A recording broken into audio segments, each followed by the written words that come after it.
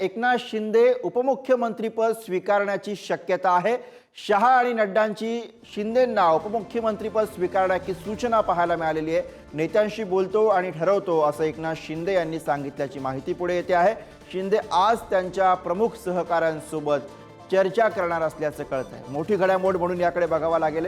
मुख्यमंत्री राहिलेले शिंदे हे आता उपमुख्यमंत्रीपद स्वीकारतील अशी शक्यता निर्माण झाली आहे। शहा आणि नड्डा यांनी तशी सूचना ही एकनाथ शिंदे यांना केल्याचं कळत आहे।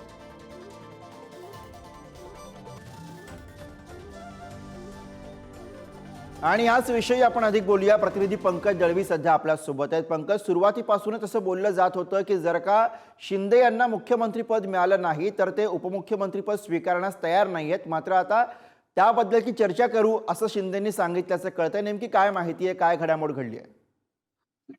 एकनाथ शिंदे आता उपमुख्यमंत्रीपद स्वीकारतील अशी शक्यता, राजकीय शक्यता निर्माण झालेली आहे। कारण उपमुख्यमंत्री पद ते स्वीकारणार की नाही याच्याविषयीची चर्चा होती। मात्र काल दिल्लीमध्ये जी बैठक झाली, दिल्लीमध्ये मोदी, शहा, नड्डा यांच्याशी जी चर्चा झाली त्याच्यानंतर अमित शहा यांनी एकनाथ शिंदे यांना उपमुख्यमंत्रीपद स्वीकारण्याच्या सूचना दिल्याचं समजतंय की तुम्ही उपमुख्यमंत्रीपद स्वीकारा। आता अर्थात खाती कुठली देणार, खात्यांना कुठल्या कुठल्या खात्यांची अदलाबदल होणार हा विषय महत्वाचा आहे। पण जी माहिती मिळते त्याच्यानुसार गृह खातं जे आहे ते एकनाथ शिंदे यांना दिलं जाणार नाही।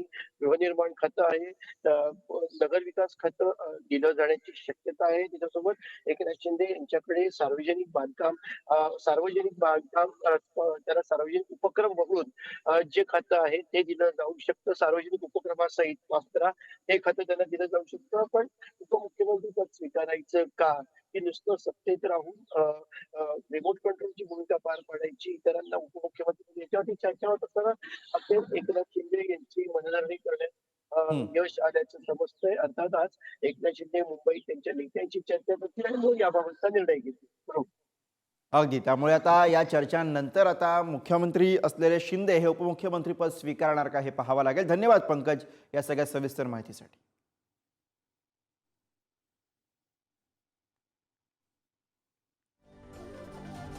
तर एकनाथ शिंदे हे उपमुख्यमंत्रीपद स्वीकारतील अशी शक्यता निर्माण झालेली आहे। शिंदे आज त्यांच्या प्रमुख सहकाऱ्यांसोबत याविषयी चर्चा करणार आहेत, कारण तसा प्रस्ताव हा शहा आणि नड्डा यांच्याकडनं ठेवण्यात आल्याचं कळत आहे।